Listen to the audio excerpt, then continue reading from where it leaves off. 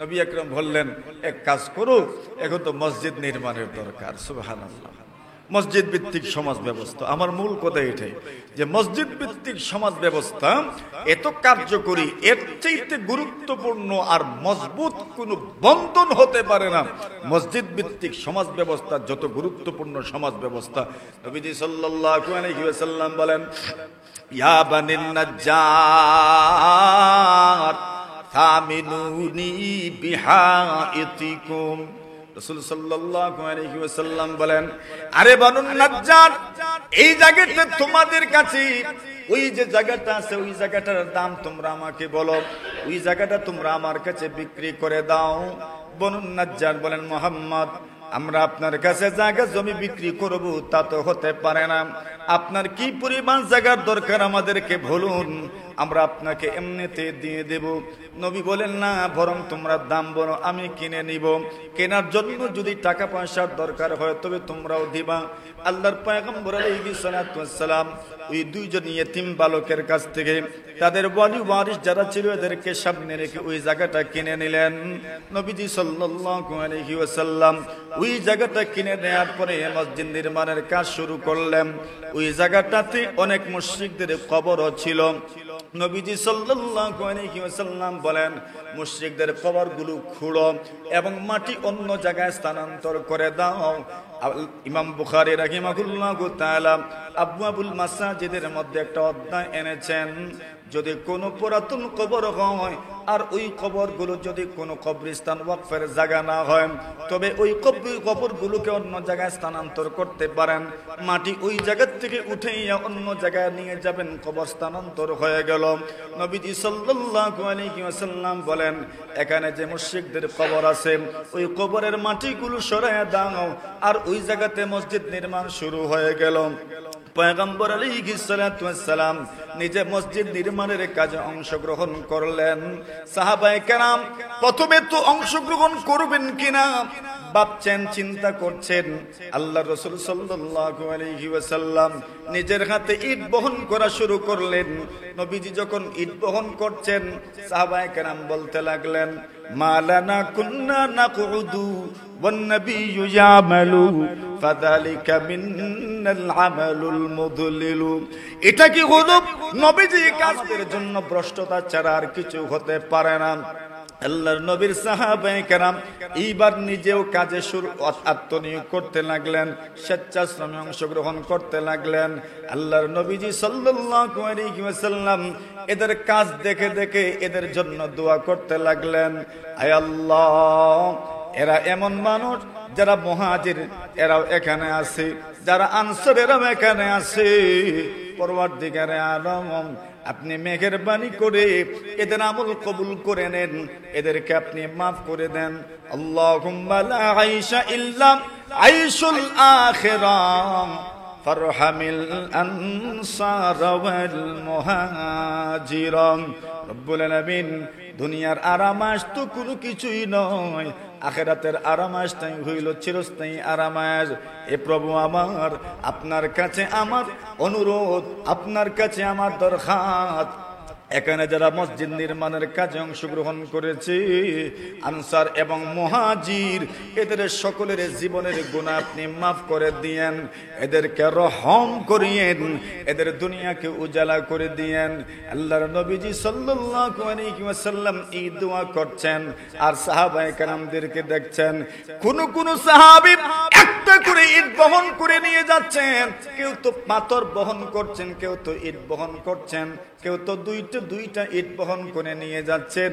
পয়গম্বর আলাইহিস সালাতু ওয়াস সালাম আম্মার ইবনে ইয়াসির রাদিয়াল্লাহু তাআলা আনহুকে সম্বোধন করে বলেন, আরে আম্মার ইবনে ইয়াসির রাদিয়াল্লাহু তাআলা আনহু বলেন, বাকিরা একটা করে ইট নিয়ে আসছিলেন আর আমি দুইটা করে ইট নিয়ে আসছিলাম। আল্লাহর রাসূল আমার মাথা থেকে, শরীর থেকে, কাঁধ থেকে ধুলাবালু ঝাড়ছিলেন আর বলছিলেন, আমার কোন মানুষের শরীরে যদি আল্লাহ রাস্তার ধুলা ভালো লাগে, মানে মসজিদের মনের কাজে অংশগ্রহণ করেছেন, রাসূল বলেছেন কোন মানুষের শরীরে যদি আল্লাহ রাস্তার ধুলা ভালো লাগে, আল্লাহর রাস্তা বলতে শুধু জিহাদের নাম আল্লাহর রাস্তাই নয়, শুধু দাওয়াত ও তাবলীগের মেহনতি আল্লাহর রাস্তা নয়, শুধু ইলমের রাস্তাই আল্লাহর রাস্তা নয়। আল্লাহর নবীজি সাল্লাল্লাহু আলাইহি ওয়াসাল্লাম আম্মার ইবনে ইয়াসির রাদিয়াল্লাহু তাআলা আনহুর ইট বহনের কাজটাকে দেখে ঘোষণা করছেন, কোন মানুষের দুইটা পাবে যদি শরীরে যদি আল্লাহর রাস্তার ধুলাবালু লাগে, ওই শরীরকে আল্লাহ জাহান্নামের আগুন দিয়ে জ্বালাবেন না।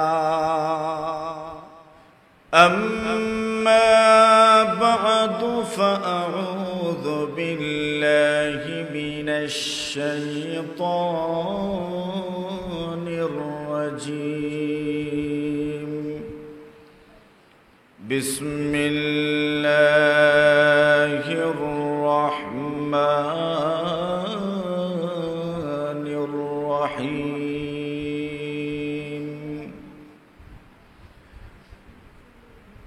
يا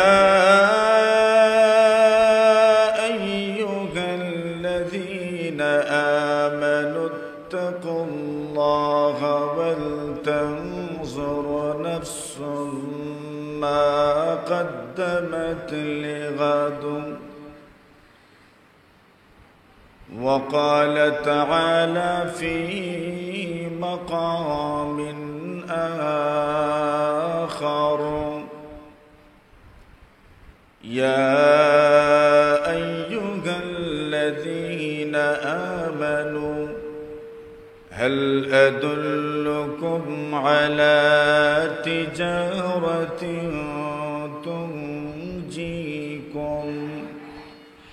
تنجيكم من عذاب أليم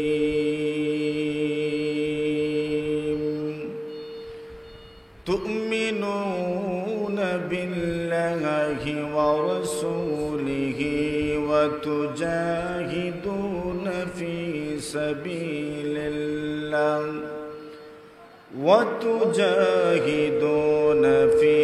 سبيل الله بأموالكم وأنفسكم.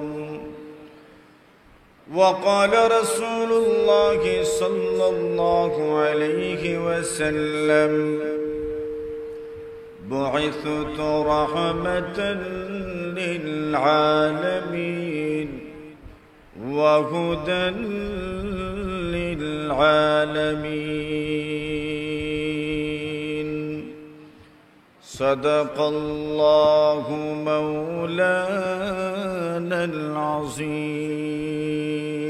صلى الله على سيدنا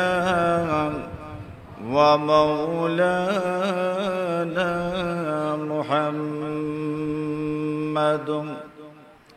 وعلى آله وأصحابه وسلم. صلى الله على سيدنا ومولانا محمد وعلى آله وأصحابه وسلم.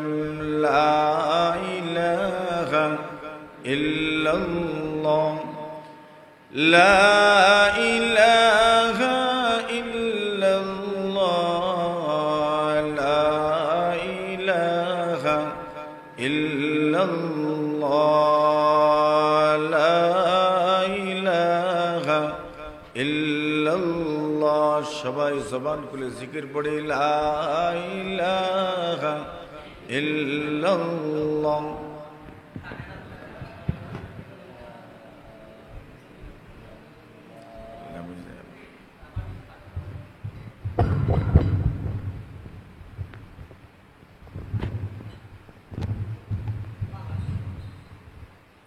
টাইট না লা ইলাহা ইল্লাল্লাহ লা ইলাহা ইল্লাল্লাহ লা ইলাহা ইল্লাল্লাহ লা ইলাহা ইল্লাল্লাহ মুহাম্মাদুর রাসূলুল্লাহ।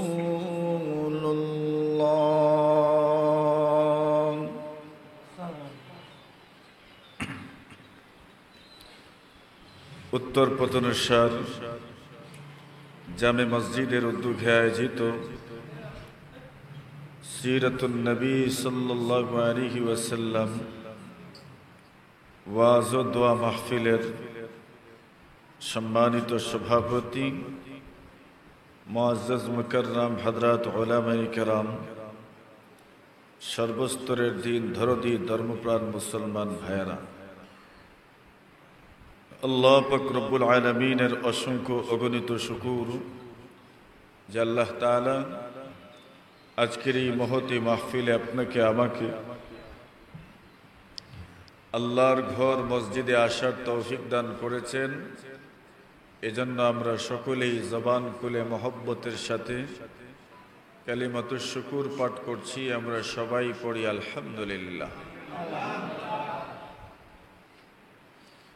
আজকের এই মাহফিলের শিরোনাম সিরাতুন নবী সাল্লাল্লাহু আলাইহি ওয়াসাল্লাম, উত্তর পতনেশ্বর জামে মসজিদের উদ্যোগে মুহাম্মদুর রাসূলুল্লাহ সাল্লাল্লাহু আলাইহি ওয়াসাল্লাম মক্কা থেকে হিজরত করে যখন মদিনা আসলেন,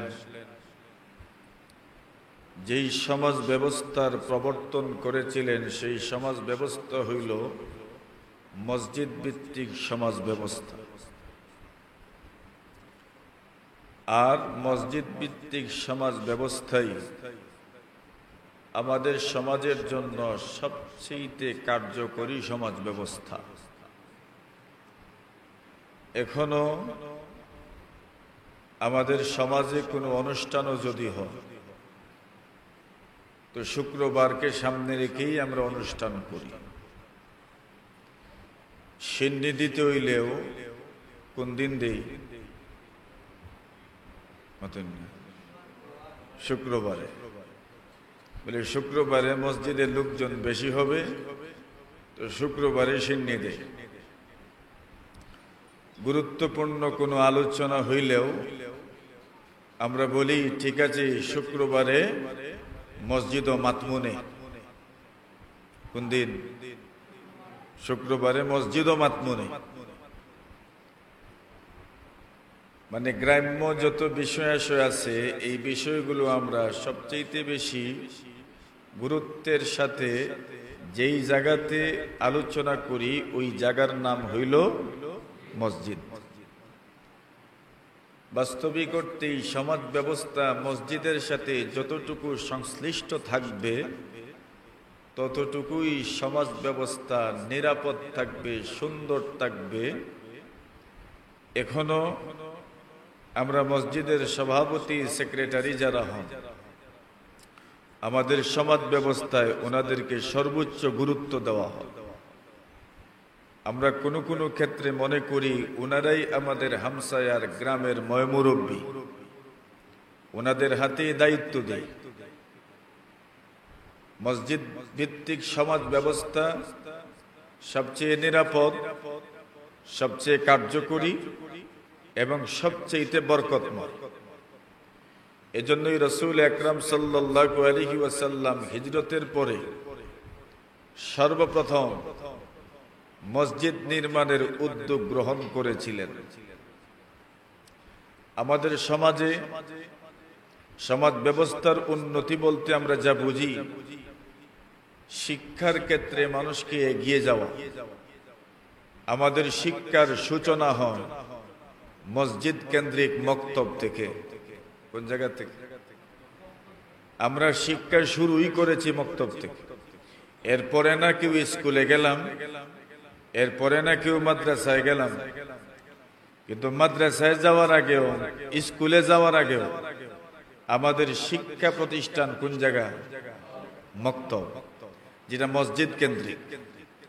এজন্য মসজিদ কেন্দ্রিক সমাজ ব্যবস্থা সবচেয়ে নিরাপদ, সবচেয়ে বরকতময়, সবচেয়ে কার্যকরী। আল্লাহ রাসূল সাল্লাল্লাহু আলাইহি ওয়াসাল্লাম এজন্যই মদিনায় হিজরত করার পরে প্রথমেই গুরুত্ব দিয়েছেন মসজিদ নির্মাণের। আর মসজিদ নির্মাণের এই গুরুত্বপূর্ণ কাজের সাথে যারা শরীক হতে পেরেছিলেন, তারা তাদের জীবনের ওই ইতিহাসটা অত্যন্ত সুন্দর তরিকায় বর্ণনাও করেছেন, যে আমরা মসজিদ নির্মাণে কি কি কাজ করেছি। কেউ বলছেন আমি ইট বহন করেছি। কাবা শরীফ নির্মাণের ইতিহাস, এটাও উম্মত বড় গর্বের সাথে বলে যে কাবা শরীফ কিভাবে নির্মাণ করা হইল। আল্লাহ রাসূল সাল্লাল্লাহু আলাইহি ওয়াসাল্লাম একদিন আম্মা জান আয়েশা সিদ্দিকা রাদিয়াল্লাহু তাআলা আনহাকে বললেন, আব্দুল্লাহ ইবনে জুবায়ের রাদিয়াল্লাহু তাআলা আনহু নবী আকরাম সাল্লাল্লাহু আলাইহি ওয়াসাল্লামের স্ত্রী আম্মা জান আয়েশা সিদ্দিকা রাদিয়াল্লাহু তাআলা আনহার ভাগনা ছিলেন বইনফুত। বইনফুত মানে কি? মানে বোনের ছেলে, বইনফুত। এর মানে এটাকেও আমাদের সমাজে বাগনাই তো বলে। আমরা পুরুষ হইলে বাগনা সহজে বুঝি, তো মহিলাদেরও তো বাগনা হয়, বাগনি হয়। বাকি আমরা ওইটাকে ওইভাবে না বলে বলি বনজি আর বইনফুত। সম্পর্কটাকে তো এইভাবেই আমরা উপস্থাপন করি, বইনফুত আর বইনজি। হযরত আয়েশা সিদ্দিকা রাদিয়াল্লাহু তাআলা আনহার বইনফুত ছিলেন আব্দুল্লাহ ইবনে জুবায়ের রাদিয়াল্লাহু তাআলা। ওটা যদি নামে আমার ডিস্টার্ব দিব আজকে।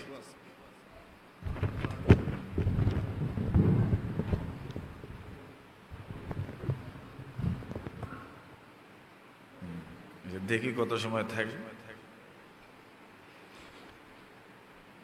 হযরত আব্দুল্লাহ ইবনে জুবায়ের আম্মা জান আয়েশা সিদ্দিকার ভাগনা হওয়ার সুবাদে অনেক কিছু উনার থেকে জানতে পারতেন যা অন্যরা জানতে পারতেন না। আর আম্মা জান আয়েশা সিদ্দিকা রাদিয়াল্লাহু তাআলা আনহা তো নবী আকরাম সাল্লাল্লাহু আলাইহি ওয়াসাল্লামের কাছ থেকে বেশি হাদিস বর্ণনা করেছেন। আম্মা জান আয়েশা উনি তো নবীজির এমন কিছু জানতেন যা অন্যরা জানতেন না, এত কিছু ওনার জানা ছিল। তো হযরত আয়েশা সিদ্দিকা রাদিয়াল্লাহু তাআলা আনহার বোন হলেন আসমা রাদিয়াল্লাহু তাআলা আনহা। দুজন আবু বকর সিদ্দিক রাদিয়াল্লাহু তাআলা আনহুর মেয়ে, আর আব্দুল্লাহ ইবনে জুবায়ের আসমার ছেলে। তো এই হিসাবে বইনফুত। আর আব্দুল্লাহ ইবনে জুবায়ের ওনার পিতার নাম জুবাইর ইবনুল আওয়াম আল কুরাশি, যিনি নবীজির ফুফুতো ভাই। তো নবীজির ফুফুতো ভাই এই হিসাবে একদিকে ফুফুতো ভাই সম্পর্ক, আরেক দিকে বাইরা সম্পর্ক। কিদা নাতুন্নাতে বিয়া শাদী আমরা তো করি, তো নিজের শালির জামাই আর না জেঠরির জামাই কি তো বাইরা হই। এখন জুবাইর ইবনুল আওয়াম একদিকে ফুফুতো ভাই, আরেক দিকে ভাইরা, আর আরেক দিকে সবচাইতে জিগরি দুস্ত, সবচেয়ে ঘনিষ্ঠ। ইন্না লিকুল্লি নাবিয়্যিন হাওয়ারিয়া ওয়া হাওয়ারি আয-যুবাইর। রাসূল বলেন সব নবীর ঘনিষ্ঠ বন্ধু আছে, আমার ঘনিষ্ঠ বন্ধুর নাম হইল জুবাইর ইবনুল আওয়াম, মানে নিজের ফুফুতো ভাই। তো আব্দুল্লাহ ইবনে জুবায়ের রাদিয়াল্লাহু তাআলা আনহু ওই জুবাইর ইবনুল আওয়ামের ছেলে। আর একদিকে আয়েশার ভাগনা। তো লোকজন আব্দুল্লাহ ইবনে জুবাইরকে একদিন প্রশ্ন করলো, আরে আয়েশা সিদ্দিকা তো তোমাকে অনেক গোপন বিষয়ে বলার কথা। ইন্না আয়েশাতা তুসিররু ইলাইকা কাসীরা, আয়েশা নিশ্চয়ই তোমার কাছে অনেক গোপন বিষয় বর্ণনা করে থাকবেন, এটা আমাদের ধারণা। কেন তুমি আয়েশার ভাগনা, বোনের মেয়ে, ছেলে, এই হিসাবে তুমি যতটুকু ঘনিষ্ঠ আয়েশা সিদ্দিকার, এতটুকু ঘনিষ্ঠ তো আর কেউ না। বিদায় তুমি অনেক গোপন বিষয় সম্পর্কে জানবে যেটা আমাদের জানা নাই।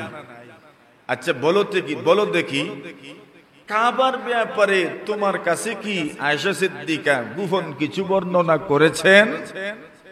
কাবার ব্যাপার, কাবা বলতে যে বিল্ডিংটা আমরা দেখি, যে স্থাপনা আমরা দেখি, ওই জায়গার নাম হইল কাবা। বিল্ডিং কাবা নয়, ওই জায়গার নামই হইল কাবা, ওই জায়গার নামই হইল কিবলা। বিল্ডিং থাকলেও কিবলা, না থাকলেও কিবলা, স্থাপনা থাকলেও কিবলা, না থাকলেও কিবলা, ওই জায়গাটার নামই হইল কিবলা। তো জিজ্ঞাসা করলেন, আয়েশা সিদ্দিকা কি তোমাকে কাবার ব্যাপারে কিছু বলেছেন? আব্দুল্লাহ ইবনে জুবাইর বলেন, হ্যাঁ বলেছেন। তো মিলে গেল যে আমি যেটা ধারণা করেছিলাম অনেক গোপন বিষয় তুমি জানবে, অন্যরা জানে না। ইমাম বুখারী রাহমাতুল্লাহি আলাইহি এই হাদিস উল্লেখ করে একটা গুরুত্বপূর্ণ তথ্য দিয়েছেন। তথ্যটা হইল অনেক কিছু অনেককে বলা যায়, আবার অনেককে বলা যায় না। বুঝাইতে পারছি? সব কিছু সবাইকে বলা যায় না। কেন? অনেক কিছু অনেকের বোধগম্য হবে না, অনেক বুঝে উঠতে পারবে না, ভুল বুঝে ফেলবে।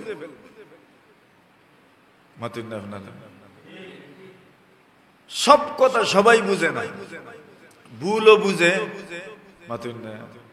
এই দুনিয়ার তো ভুল বুঝার কারণে এই সমস্যা। মূল সমস্যাটা কেন হয়? আপনি বুঝাইতে চাইছেন এক কথা, সে বুঝছে আর এক কথা।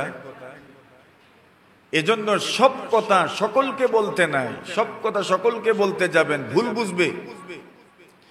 আবার সব কাজ সবার সামনেও করতে নাই। অনেক মানুষ অনেক কাজে ভুল বুঝে, এজন্য সব আমল সবার সামনে করতে নাই। আল্লাহর রাসূল, কষ্ট হইতেছে আপনারা? জনাবে রাসূলুল্লাহ সাল্লাল্লাহু আলাইহি ওয়াসাল্লাম মক্কা বিজয়ের দিন, মক্কা যখন বিজয় হইল, আল্লাহ রাসূল তো চলে গেলেন মদিনায়। মদিনায় ছিলেন 10 বছর। কত বছর? মদিনাতেই রাসূলের ইন্তেকাল, মদিনাতেই রওজা, মদিনাতেই দাফন। জন্ম মক্কায়, মৃত্যু কোন জায়গায়? আর ফিরে আসেন নাই। মক্কা বিজিত হওয়ার পরেও মক্কাতে আসেন নাই, স্থায়ীভাবে এসেছেন বাস, আর স্থায়ীভাবে মক্কাতে ফিরে আসেন নাই। মদিনাতেই রাসূল সাল্লাল্লাহু আলাইহি ওয়াসাল্লামের ইন্তেকাল। মক্কা বিজয়ের পরে আবু বকর সিদ্দিককে পরের বছরই হজে পাঠাইলেন, এর পরের বছর নিজে আসলেন, এর পরের বছরই শুরুতেই তো 3 নম্বর মাসে রাসূলের ইন্তেকাল হয়ে গেল। মানে মক্কাতে আর ফিরা হয় নাই। আল্লাহর রাসূল যখন মক্কা বিজয়ে আসলেন, মক্কা যখন বিজয় হইল, ওই দিন আল্লাহর রাসূল সাল্লাল্লাহু আলাইহি ওয়াসাল্লাম এক ওযু দিয়ে 5 ওয়াক্ত নামাজ আদায় করেছেন। এক ওযু দিয়ে কয় ওয়াক্ত? 5 ওয়াক্ত। অথচ মাসআলা হইল, কেউ যদি প্রত্যেক নামাজের জন্য ওযু পড়েন, প্রত্যেক নামাজের জন্য ওযু পড়লে কমপক্ষে 10 নেকি দান করা হয়। এটা হইল একটা মাসআলা, যে প্রত্যেক নামাজের জন্য ওযু পড়া। আপনি আসরের নামাজ আদায় করেছেন, ওযু রয়ে গেছে। এখন মাগরিবের নামাজ আপনি চাইলে ওই ওযু দিয়ে পড়তে পারেন, এটা হইল মাসআলা, জায়েজ আছে। কিন্তু উত্তম হইল নতুন ওযু দিয়ে পড়া। ওইটাকে শরীয়তের পরিভাষায় বলে আল উযু আলাল উযু, উযু থাকা সত্ত্বেও উযু পড়া, উযু থাকা সত্ত্বেও কি উযু পড়া, বলছেন দুই সূরতে উযু থাকা সত্ত্বেও উযু পড়া দুই সূরতে মুস্তাহাব। অর্থাৎ উযু থাকা সত্ত্বেও উযু পড়া মুস্তাহাব আমল। কোন সময়? এক নম্বর হইল, এক উযু দিয়ে যদি আপনি কোন ফরজ নামাজ আদায় করে নেন, তাহলে এরপরে অন্য ফরজ নামাজ আদায় করার জন্য উযু থাকা সত্ত্বেও ওযু পড়া মুস্তাহাব। বিদায় আপনি আসর পড়েছেন যে উযু দিয়ে, ওই উযু দিয়ে মাগরিব পড়তে পারেন, এটা হইল এক কথা। আর মাগরিবের সময় নতুন উযু পড়া মুস্তাহাব, এক।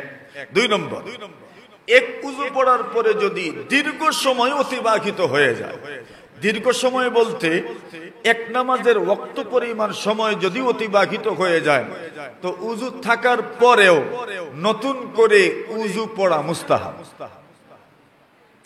এই দুই সূরত ব্যতীত উযু আলাল উযু মাকরুহ। উযু থাকা সত্ত্বেও উযু পড়া মাকরুহ। মাসলা কঠিন হয়ে গেল না এখন? উযু আলাল উযু মুস্তাহাব এর মানে কি? বলে এক ফরজ আপনি আদায় করেছেন, আরেক ফরজ আদায় করবেন, এখন উযু পড়া মুস্তাহাব, মানে অনেক উত্তম আমল। আপনি উযু এইমাত্র পড়লেন, কোন ফরজই আদায় করলেন না, আবার উযু পড়বেন, পানির অপচয়, এজন্য মাকরুহ। তাহলে উযু আলাল উযু, উযু থাকা সত্ত্বেও উযু পড়া, এটা একটা মুস্তাহাব আমল। কোন সময়? দুই সময়।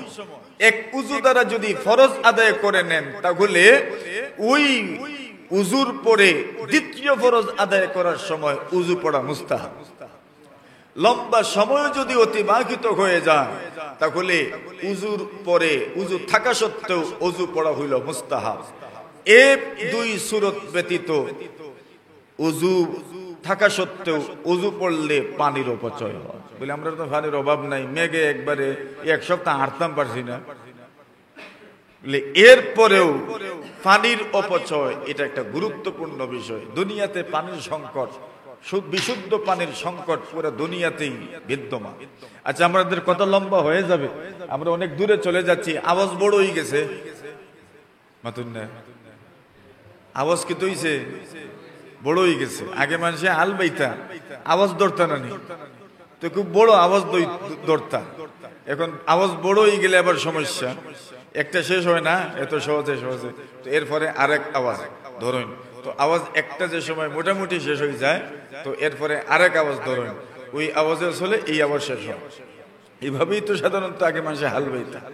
হাল আমিও বাইছি, শুধু মৌলানা না, হযরত রাসূল করিম সাল্লাল্লাহু আলাইহি ওয়াসাল্লাম যখন মক্কা বিজয় হইল, আল্লাহর রাসূল এক উযু দিয়ে কত ওয়াক্তের নামাজ পড়েছেন? 5 ওয়াক্তের নামাজ পড়েছেন। এখন বলেন তো, রাসূল সাধারণত প্রত্যেক নামাজের জন্যই উযু পড়তেন, কিন্তু মক্কা বিজয়ের দিন রাসূল সাল্লাল্লাহু আলাইহি ওয়াসাল্লাম এক উযু দিয়ে 5 ওয়াক্ত নামাজ আদায় করলেন।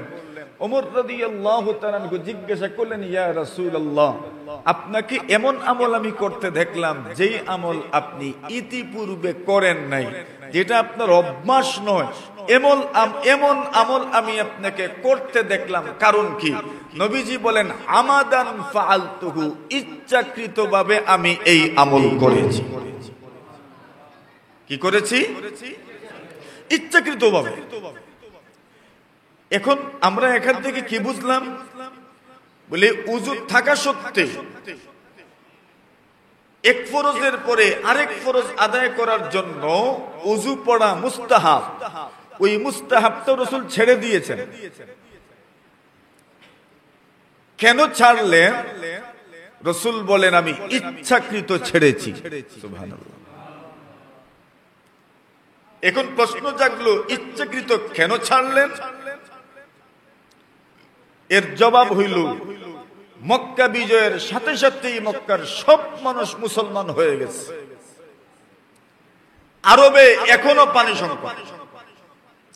আগে তো ছিলই, আগের কথা তো আর বলে লাভ নাই। এক কুয়াই ছিল, কূপই ছিল একমাত্র মাধ্যম পানি, আর তো কোনো মাধ্যমই ছিল না। এখন না হয় প্রযুক্তির মাধ্যমে নিচের থেকে আপনি ভূগর্ভ থেকে আপনি পানি উঠাতে পারছেন, ওই সময় তো এই ব্যবস্থাটাও ছিল না।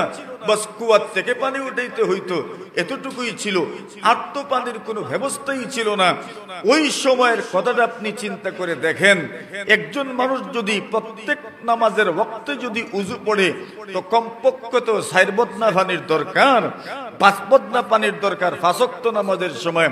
আরবের মানুষের জন্য ওই সময় 5 বদনা পানির ব্যবস্থা করা কি পরিমাণ কঠিন ছিল, এরা ছাড়া আর কেউ জানে না।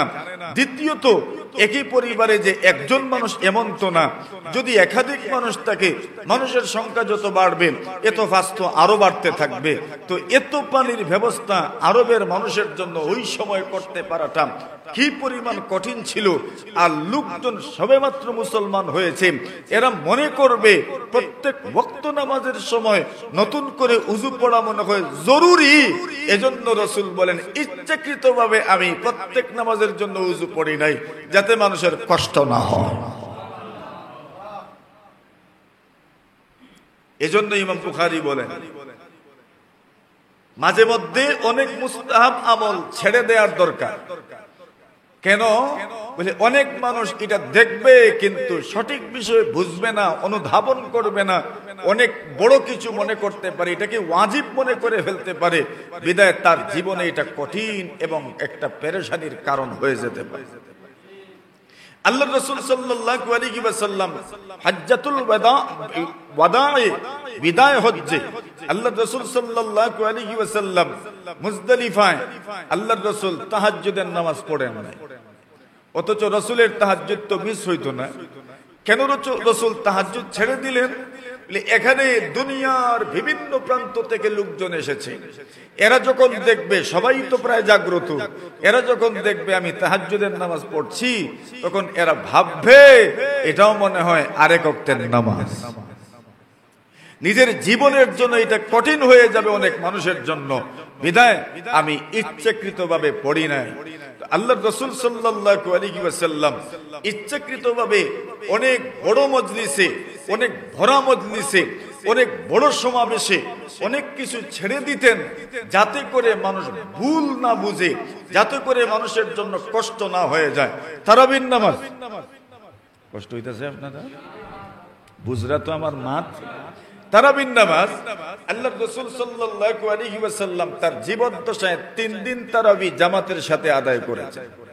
কয়দিন? 3 দিন। হযরত রাসূল, এর আগে আরেক হাদিস শুনাই আপনাদেরকে। রাসূল বলেন, আলাইকুম বিসুন্নতি ওয়া সুন্নাতিল খুলাফাইর রাশিদিন। রাসূল বলেন, উম্মত তোমাদেরকে আমার সুন্নত মানতে হবে, ওয়া সুন্নাতিল খুলাফাইর রাশিদিন, এবং আমার খুলাফায়ে রাশিদিন যারা তাদের সুন্নত মানতে হবে। খুলাফায়ে রাশিদিনের সুন্নত, এটা কার কথা? নবীজির কথা।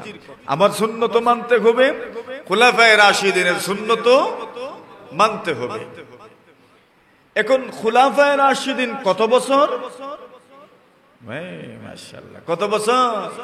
30 বছর। 30 বছরের সময়কাল হইল খুলাফায়ে রাশিদিনের সময়কাল। এখন হিসাব করলে দেখা যায় আবু বকর সিদ্দিকের জামানা, ওমর ইবনুল খাত্তাবের জামানা, উসমান ইবনে আফফানের জামানা, আর হযরত আলী মুর্তাদার জামানা, আর হাসান রাদিয়াল্লাহু তাআলা আনহুর ওই 6 মাসের জামানা যদি মিলানো যায় তো দেখা যায় প্রায় 30 বছর। সুবহানাল্লাহ, কত বছর? এই 30 বছর। এখন আসুন আমরা এখান থেকে কি বুঝতে পারলাম? নবীজির বক্তব্য হইল, আলাইকুম বিসুন্নতি ওয়া সুন্নাতিল খুলাফাইর রাশিদিন। আল্লাহর হাবিব বলেন, আমার সুন্নাত মানো, ওয়া সুন্নাতিল খুলাফাইর রাশিদিন, এবং আমার খুলাফায়ে রাশিদিনের সুন্নতকেও তোমাদেরকে মানতে হবে। সুন্নাতুল খুলাফাইর রাশিদিন তারাবির নামাজ জামাতের সাথে শুরু হয়েছে ওমর রাদিয়াল্লাহু তাআলা আনহুর জামানায় উনি শুরু করেছেন।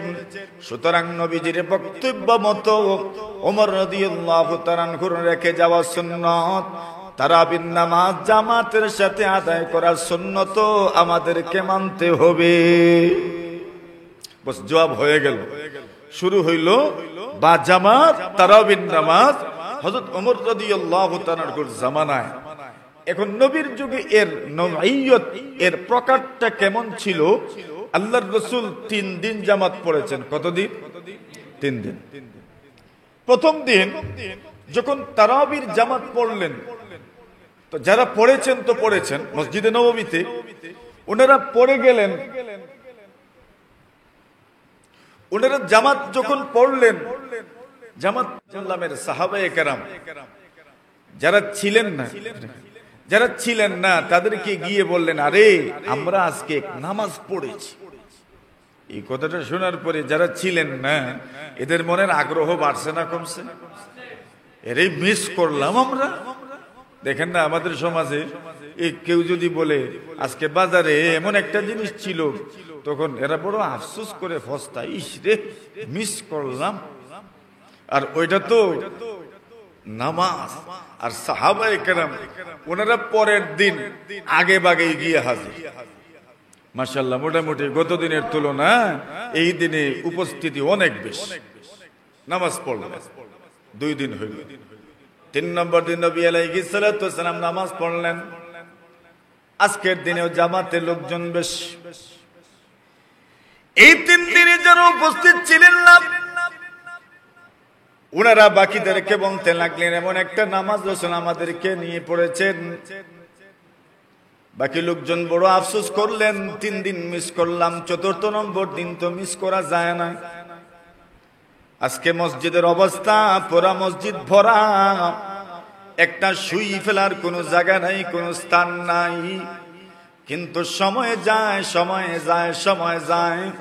রাসূল তো বের হন না, নামাজও পড়ান না। ইহা তকে তাহাজ্জুদের আযান হয়ে গেল। সুবহানাল্লাহ। মানে আইলেনই না, আজকে পড়াইলেন না।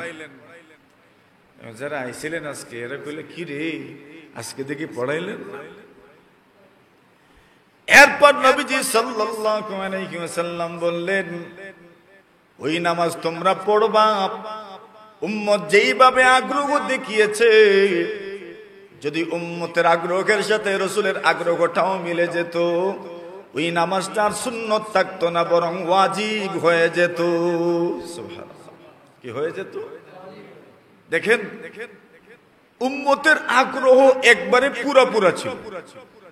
রাসূল চিন্তা করেছেন এমনি যেগুলো ফরজ ওয়াজিব, এগুলোতেই এরা কি পরিমাণ আপনার অনুপস্থিত থাকে, যদি এটা ওয়াজিব হয়ে যায় তো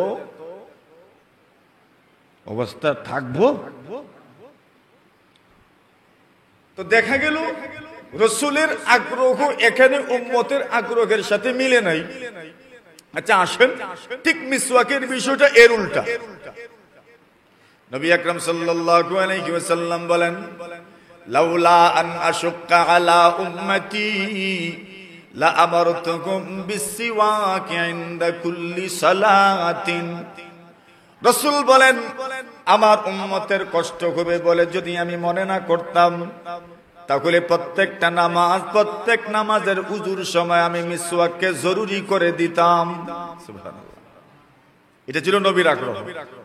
উম্মত এটাকে এত সহজে গ্রহণ করে না, এজন্য মিসওয়াকও ওয়াজিব হয় নাই। আলহামদুলিল্লাহ।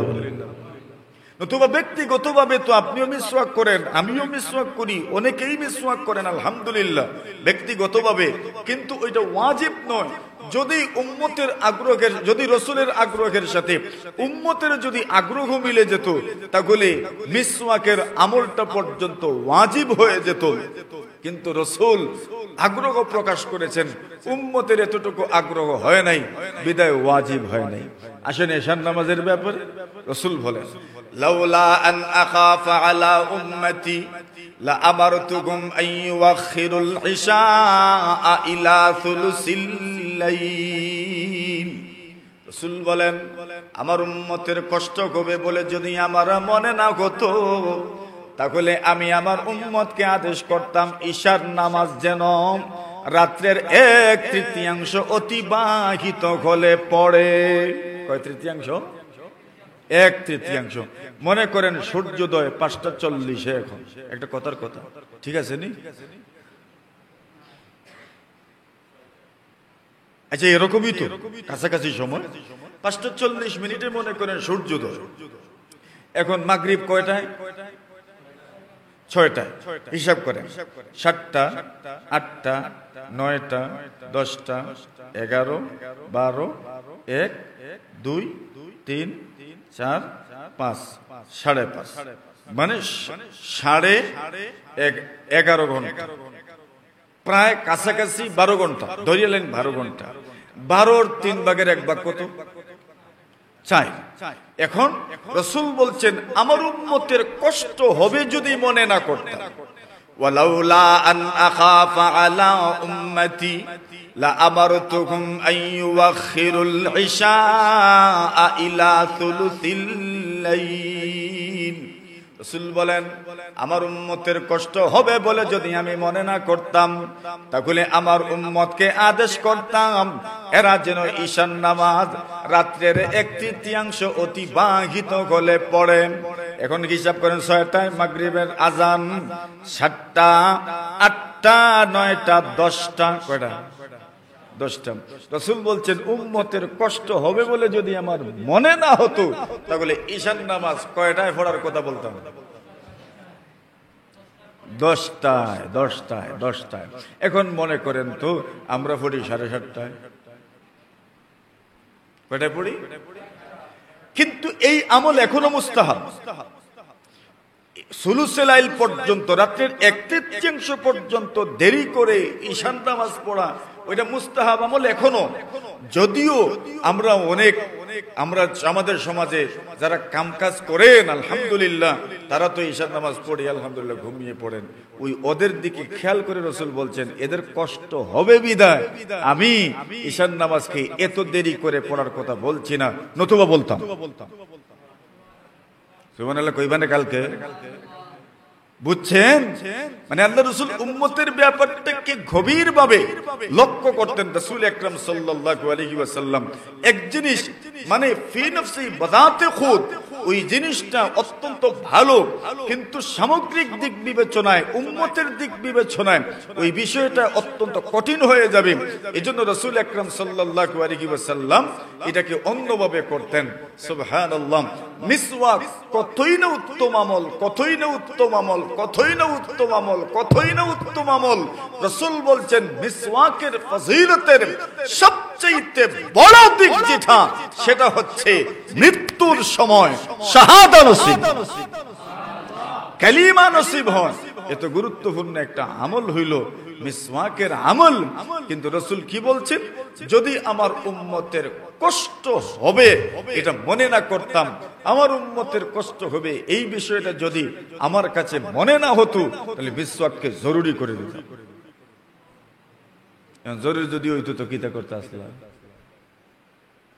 কি পরিমাণ বিপদটা যে পড়তো আমরা উপরে। এখন নবীজি আকরাম সাল্লাল্লাহু আলাইহি ওয়াসাল্লাম মক্কা বিজয়ের দিন 5 ওয়াক্ত নামাজ পড়েছেন কয় উযু দিয়ে? 1 উযু দিয়ে। কেন? বলে যাতে উম্মতের কাছে ভুল বার্তা না যায়। অনেক নতুন মুসলমান হয়েছে, ভাববে ফরজ মনে হয় প্রত্যেক নামাজের সময় উযু পড়া, পবিত্রতা যেমন ফরজ মনে হয় প্রত্যেক নামাজের সময় উযু পড়াও কি, এটা মনে করে ফেলতে পারে, কঠিন হয়ে যাবে তাদের জন্য। আলী রাদিয়াল্লাহু তাআলা আনহু রাসূল আকরাম সাল্লাল্লাহু আলাইহি ওয়াসাল্লামের এই অবস্থাটা বর্ণনা করেছেন। আসুন আমরা মূল কথায় যাই।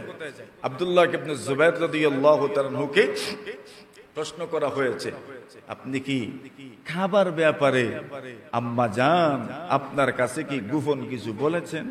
হ্যাঁ বলছেন। বলে কি বলছেন? আব্দুল্লাহ ইবনে জুবাইর বলেন রাসূল বলেছেন লাউলা আন্না কওমাকি হাদিসু আহদিহিম বিকুফরিন লানাকাদতুল কাবা নবীজি সাল্লাল্লাহু আলাইহি ওয়াসাল্লাম বলেন, আরে ওয়াসা শুনো, তোমার জাতি যদি সবেমাত্র মুসলমান হয়েছে এমন যদি না হতো, লানাকাদতুল কাবাতা, আমি কাবার স্থাপনা ভেঙে দিতাম। সুবহানাল্লাহ, কাবার স্থাপনা কি করতাম? ভেঙে দিতাম। ওয়াজআলতু লাহা বাবাইন, আমি কাবার দুইটা দরজা রাখতাম। কয়টা দরজা?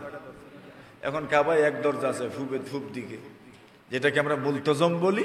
ওই মুলতজমের নিচের যে দরজাটা, ওইটাই মুলতজমের উপরের যে দরজাটা, ওইটাই এক দরজা মাত্র। নবীজি বলেন, লানাকাদতুল কাবাতা ওয়া জাআলতু লাহা বাবাইন, আমি দুইটা দরজা রাখতাম। এক দরজা দিয়ে লোকজন প্রবেশ করত, আর আরেক দরজা দিয়ে লোকজন বাহির হইত। এইভাবে দুইটা দরজা আমি রাখতাম। কুরাইশরা যখন কাবা নির্মাণ করেছেন, ওই সময় ওনারা ওনাদের মাল সম্পদ যতটুকু ছিল, এতটুকু দিয়ে যতটুকু পারছেন একবারে পিওর মাল দিয়া ওনারা কাবা নির্মাণ করেছেন। যা পারেন নাই ছেড়ে দিয়েছেন। আর ওনারা কি করেছেন? নিজেদের কর্তৃত্ব প্রতিষ্ঠা করার জন্য কাবার দরজা একটা রাখছেন, যাকে অনুমতি দিবেন এই ঢুকতে পারে, যে কেউ ঢুকতে পারে না। আর কাবার দরজাটা অনেক উঁচু করে দিয়েছেন। এখন মনে করেন একজন মানুষের মাথার উপরে দরজাটা, মানে এতটুকু উপরে, এর নিচে না। অথচ এর আগে আরেকটু নিচে দরজাটা ছিল, কিন্তু ওনারা এতটুকু উপরে করে দিয়েছেন। তো রাসূল বলছেন, আমার তো মন চায় কাবাটা ভেঙে দেই, আর ইব্রাহিম আলাইহিস সালাতু ওয়াস সালাম যেইভাবে বানিয়েছিলেন আমি সেইভাবেই কাবাকে বানাইতে চাই। কিন্তু যদি আমি কাবায় হাত দেই, তোমার জাতি সবেমাত্র মুসলমান হয়েছে, এরা বলবে, দেখছো হালত, মোহাম্মদ কাবাও ভাঙ্গি লইছে। মাতুন না আপনারা? ইজা তোর মাত্রা মানুষ দুনিয়াত নাই মনে হয়। বহুত মানুষ আছে যারা কত কিছু যে বলে, এদের বুঝে আসবে না, এরা বুঝতেই পারবে না বিষয়টা কেমন। এরা বিষয়টাকে অন্য খাতে প্রবাহিত করবে। দেখছো নি অবস্থা, মোহাম্মদ কাবাটা পর্যন্ত ভেঙে ফেললো। ওই রাসূল বলছেন, আয়েশা, তোমার জাতি যদি সবেমাত্র মুসলমান হয়েছে এমন না হইতো, আর যদি তারা কোনো না ভাবে আমার এই আমলটাকে ভিন্ন খাতে প্রবাহিত করবে এমন যদি মনে না হইতো, তাহলে আমি এই উত্তম আমলটা করে ফেলতাম, অর্থাৎ কাবাকে তার আগের অবস্থায় নিয়ে যেতাম। কিন্তু তোমার জাতি সবেমাত্র মুসলমান হয়েছে, এরা কোন সময় কোন ধারণা করে বসে, খেয়ে এদেরকেই সমাধান দিব, এজন্য করলাম না। আব্দুল্লাহ ইবনে জুবাইর রাদিয়াল্লাহু তাআলা আনহু, উনি যখন খলিফা ছিলেন, মক্কাতুল মুকাররমায় ওনার খেলাফত ছিল, ওই সময় আব্দুল্লাহ ইবনে জুবাইর রাদিয়াল্লাহু তাআলা আনহু নবীজি যেইভাবে বানাতে চেয়েছিলেন ওইভাবেই উনি ওইটাকে নির্মাণ করেছিলেন। কিন্তু পরবর্তী যুগে উমাইয়া আপনার গভর্নর হাজ্জাজ বিন ইউসুফ যখন ক্ষমতায় আসলেন, ওনার অধীনে যখন মক্কা মদিনা আসলো, তখন উনি কি করলেন? আবার ওই কুরাইশ যেভাবে বানিয়েছিল এই অবস্থাতেই ফিরিয়ে নিয়ে গেলেন, যাতে করে আব্দুল্লাহ ইবনে জুবাইর রাদিয়াল্লাহু তাআলা আনহুর কোন স্মৃতি আর দুনিয়াতে না থাকে। ওইটা একটা রাজনৈতিক মাইর, ওই দিকে আর আমি আর গেলাম না, যাতে উনার কোন স্মৃতি দুনিয়াতে না থাকে, এজন্য এটা মুছে দিলেন উনি এইভাবে। খলিফা হারুনুর রশিদ যখন খেলাফতের মসনদে বসলেন, ইমাম মালিক রহমতুল্লাহ আলাইহির জামানা তখন চলমান, খলিফা হারুনুর রশিদ উনিও চেয়েছিলেন রাসূল যেইভাবে কাবাকে দেখতে চেয়েছিলেন এইভাবেই কাবা বানাবেন, কিন্তু ইমাম মালিক বললেন না, আর ভাঙ্গা যাবে না। যদি এইভাবে অনুমতি দেওয়া থাকে যে যে ইচ্ছা যেভাবে কাবাকে ভাঙতে পারবে, গড়তে পারবে, তো কাবা রাজা বাদশাদের খেলনার এক জিনিস হয়ে যাবে। যেই আসবে সে চাইবে তার মতো করে বানাইতো, যেই আসবে সে চাইবে তার মতো করে বানাইতো। উনি নিষেধ করে দিলেন, এই কাজ আর করা যাবে না। বস ওই সময় থেকে কাজটা আর করা হচ্ছে না, এইভাবেই রয়ে গেছে। মেরে মুহতারাম হাজিরিনে কেরাম, আমরা আলোচনায় ছিলাম যে রাসূল আকরাম সাল্লাল্লাহু আলাইহি ওয়াসাল্লামের জীবনটাতে এমন কিছু দিক আছে যেই দিকগুলো আমাদেরকে গ্রহণ করতে হবে। সেই দিকটার সবচেয়ে গুরুত্বপূর্ণ দিক হইল নবীর যুগের সমাজ ব্যবস্থার মূল বিষয় ছিল, কেন্দ্র ছিল, মূল মার্কাজ ছিল মসজিদ। কি ছিল? মসজিদ। আজকে নবীর সিরাতুন নবীর আয়োজন করেছেন উত্তর পতনশার জামে মসজিদের এই হামসায়ার লোকজন, উত্তর পতনশার জামে মসজিদের কর্তৃপক্ষ, আল্লাহর বান্দাগণ এই সুন্দর আয়োজন করেছেন আল্লাহর দ্বীনকে সমাজে প্রতিষ্ঠা করার জন্য। যেই সমাজ ব্যবস্থা দরকার ওই সমাজ ব্যবস্থা প্রবর্তনের জন্য মসজিদের কোনো বিকল্প আছে? আমরা লেখাপড়া শুরু কোন জায়গায়? ওই মক্তবেই, মসজিদেই, মক্তবেই লেখাপড়ার সূচনা। মক্তব থেকেই আমরা লেখাপড়া শুরু করেছি। আর মক্তব থেকে লেখাপড়া করে আল্লাহর বান্দাগণ আস্তে আস্তে কেউ স্কুলগামী, কেউ তো মাদ্রাসাগামী, বাস যার যার জীবন যেই পথে আমাকে নিয়ে যাচ্ছে সেই পথেই যাচ্ছি। কিন্তু সকলের জীবনের মূল উৎস শিক্ষার সূচনা কোন জায়গা? মক্তব, মসজিদ। এজন্য বলছি মসজিদ ভিত্তিক সমাজ ব্যবস্থার চাইতে কার্যকরী সমাজ ব্যবস্থা দুনিয়াতে আর নাই। সবচাইতে কার্যকরী সমাজ ব্যবস্থা হইল কোন সমাজ ব্যবস্থা? মসজিদ ভিত্তিক সমাজ ব্যবস্থা। আর এটার প্রতি রাসূলের এত গুরুত্ব ছিল, রাসূল মদিনাতে আসার পরে সর্বপ্রথম যে উদ্যোগ নিয়েছিলেন সেই উদ্যোগটাই ছিল কিসের উদ্যোগ? মসজিদ নির্মাণের উদ্যোগ। নবী আলাইহিস সালাতু সালাম বলেন, এই জায়গাটা কার? যে জায়গাতে পয়গম্বর আলাইহিস সালাতু সালামের উটনি গিয়ে বসল, আল্লাহর হাবিবের উট এই জায়গাতে বসেছে, আবার দাঁড়িয়ে গেল, একটু দূর যাওয়ার পরে আবার পিছনে ফিরে আসলো, প্রথমে যে জায়গায় বসেছে ওই জায়গায় আবার বসে পড়ল। আল্লাহ রাসূল সাল্লাল্লাহু আলাইহি ওয়াসাল্লাম বললেন, এই জায়গাতেই আমার মেহমানদারির ব্যবস্থা হবে। সুবহানাল্লাহ।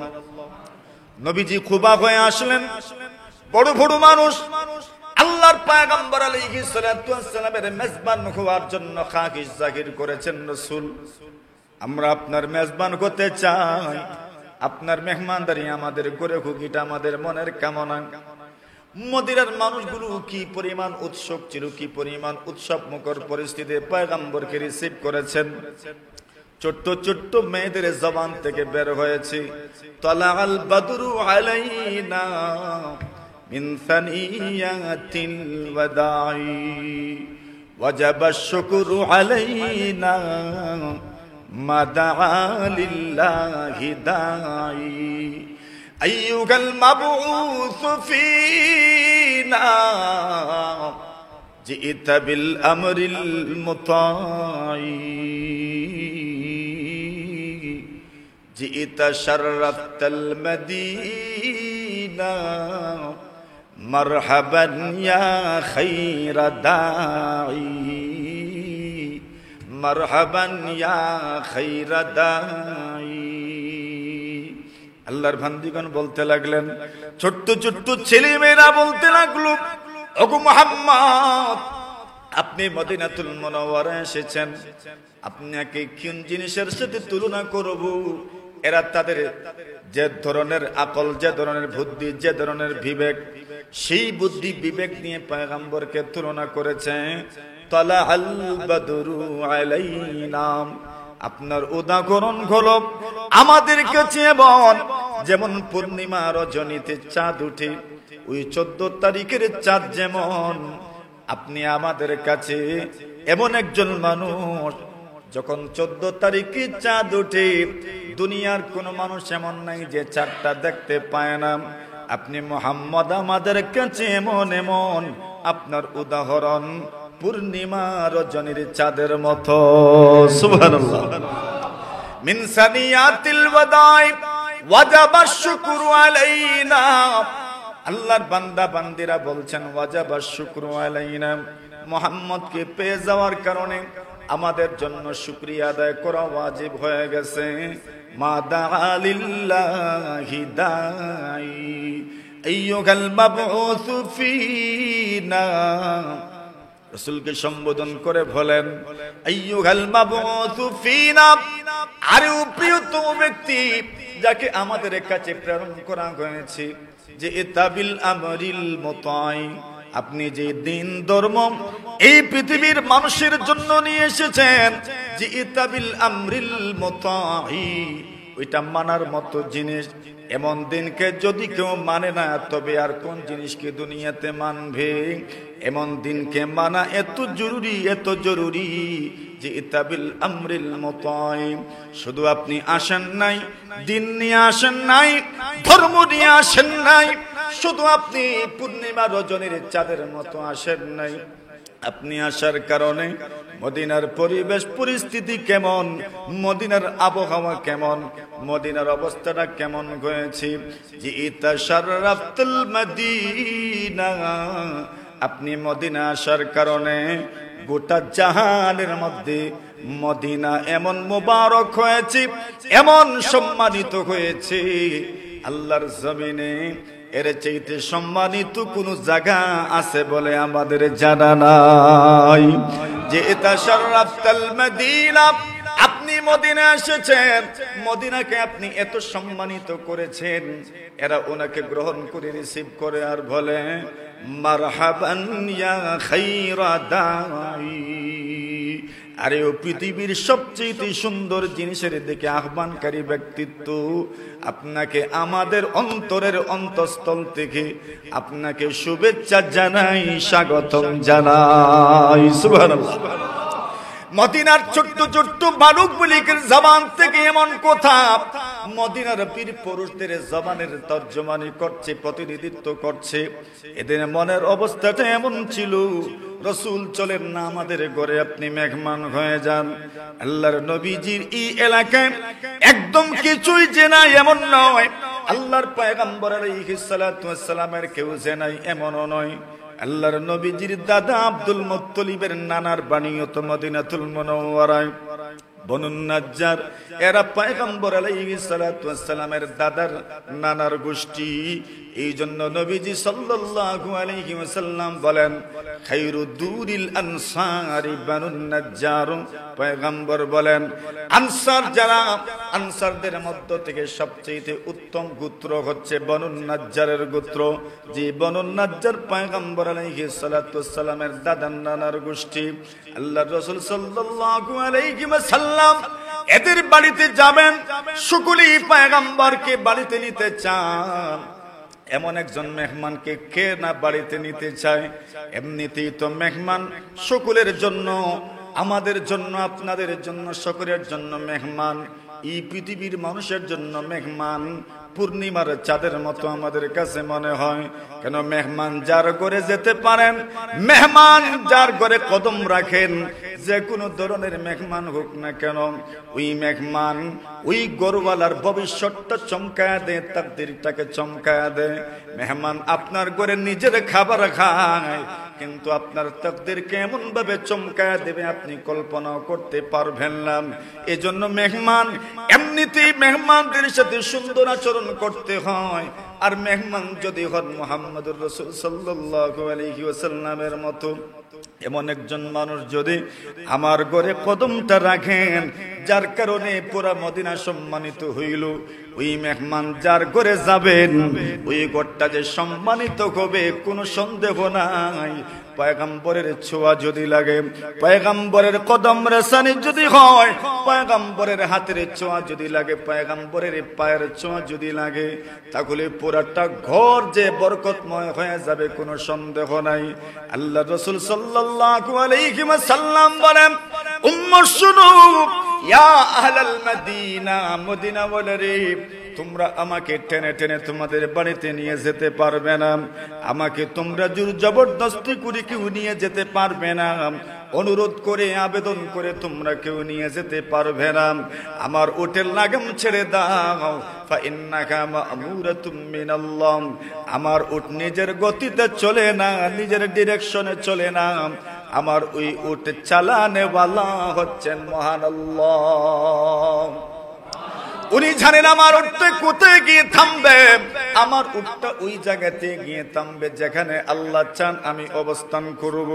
নবীজি উটের উপরে আছেন, উটের লাগাম ধরে আর কেউ টানেন না, উটটা সামনের দিকে যায়, যেতে যেতে একটা জায়গায় উঠ বসে পড়ে আল্লাহ রাসূল সাল্লাল্লাহু আলাইহি ওয়াসাল্লাম নামলেন, উঠাইতে চাইলেন, উঠে না, একটু পরে উঠে গেল, উঠে একটু সামনে গিয়ে আবার পিছনের দিকে চলে আসলো, আগে যে জায়গাতে বসেছে সেই জায়গাতে আসলো।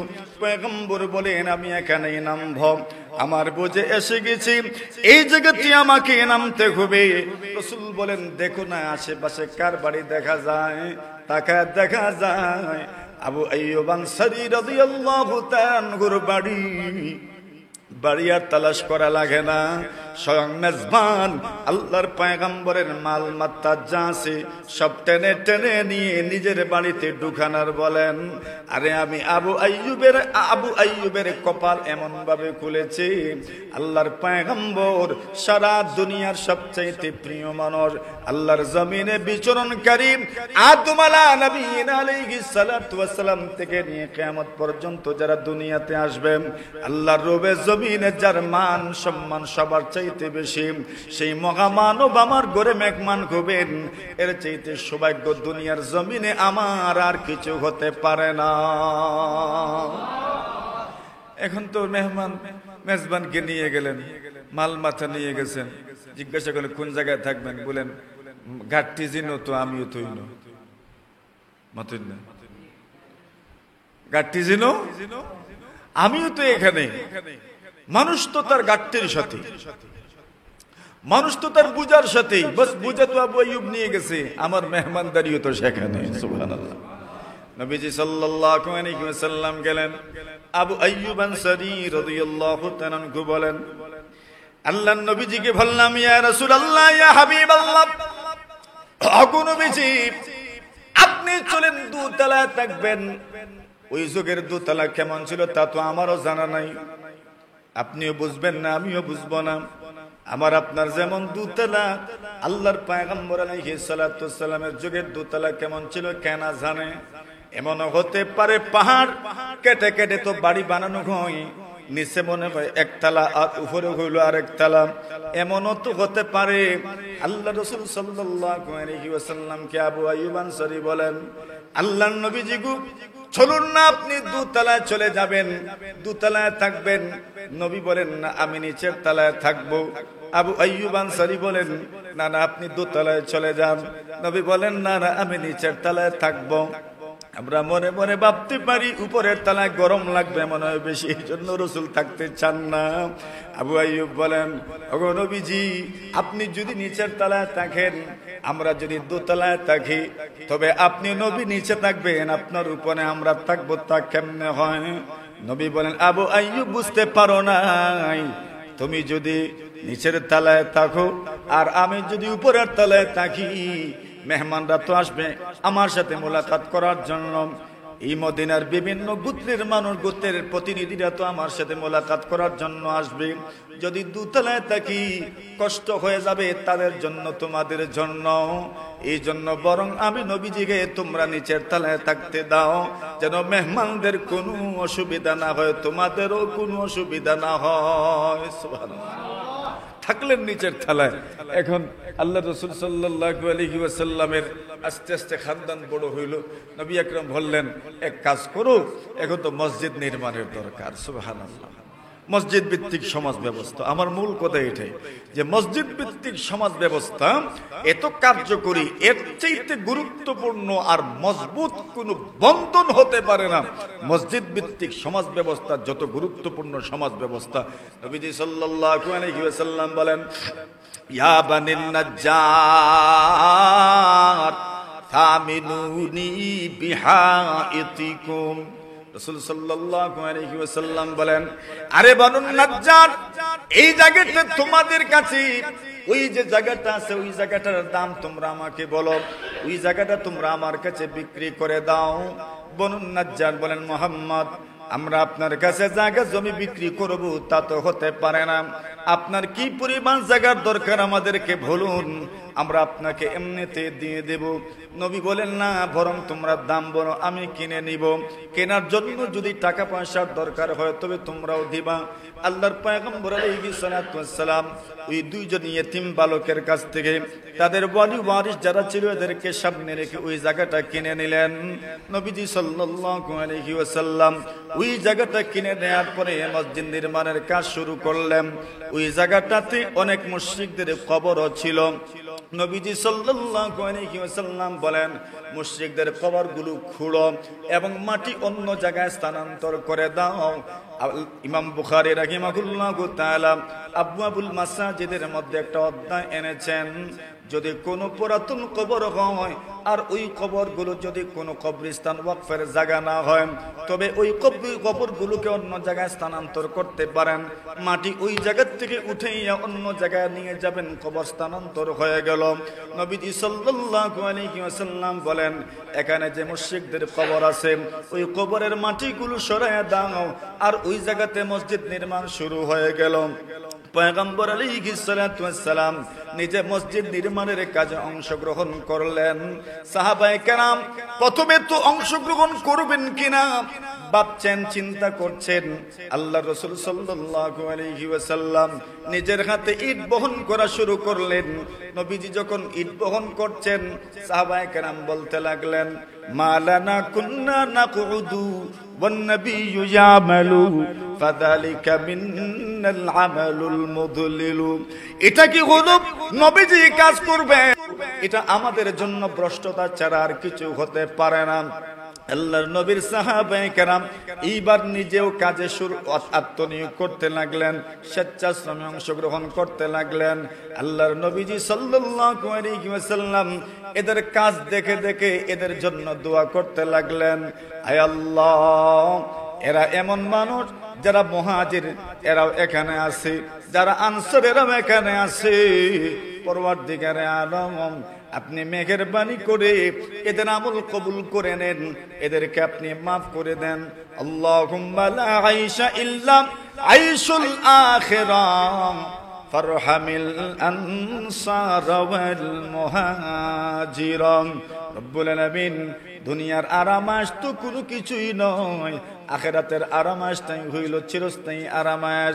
এ প্রভু আমার, আপনার কাছে আমার অনুরোধ, আপনার কাছে আমার দরখাস্ত, এখানে যারা মসজিদ নির্মাণের কাজে অংশগ্রহণ করেছে আনসার এবং মুহাজির, এদের সকলের জীবনের গুনাহ আপনি মাফ করে দিয়েন, এদেরকে রহম করিয়েন, এদের দুনিয়াকে উজালা করে দিয়েন। আল্লাহর নবীজি সাল্লাল্লাহু আলাইহি ওয়াসাল্লাম এই দোয়া করছেন আর সাহাবায়ে কেরামদেরকে দেখছেন, কোন সাহাবী একটা করে ইট বহন করে নিয়ে যাচ্ছেন, কেউ তো পাথর বহন করছেন, কেউ তো ইট বহন করছেন, কেউ তো দুইটা ইট বহন করে নিয়ে যাচ্ছেন।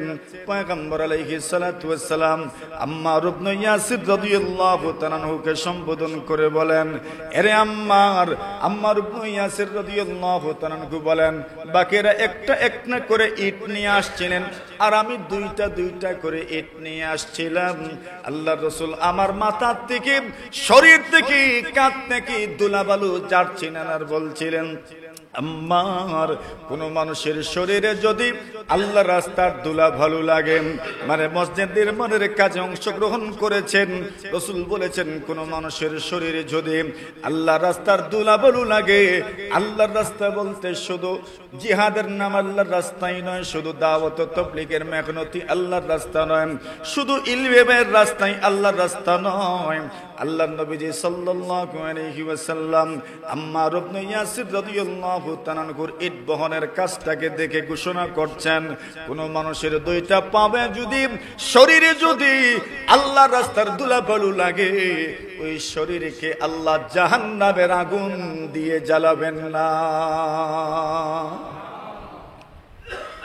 নাম্বার এরপর রাসূল বলছেন, ওয়াইহাম্মা তাকতুলহুল ফিয়াতুল বাকিয়া।